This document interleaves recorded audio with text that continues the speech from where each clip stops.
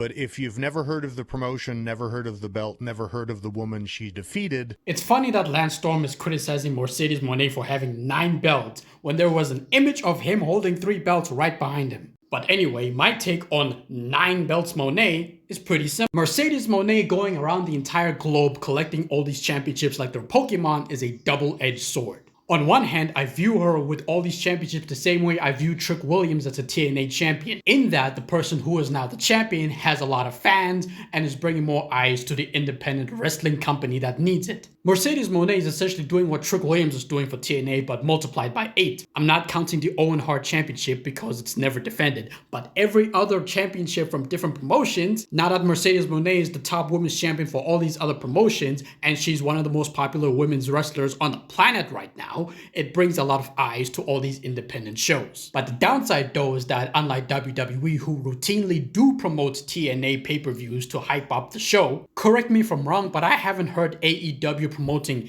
any of these independent shows. Not only that, but compared to WWE, who have allowed the TNA World titles to be defended on their main pay-per-views, I also haven't heard AEW allowing any of these titles to be defended on AEW programming. From a business perspective for all these independent companies, 9 Belts Moné is a smart move. She's essentially a walking billboard for all of these independent companies, which essentially brings in a new fan and new audience every single time Mercedes shows up to AEW television holding any of these titles. But at the same time, these championships do end up feeling a bit worthless when the major company itself, this being AEW, don't have the respect needed to allow any of the titles to be defended on AEW television against wrestlers from these independent promotions.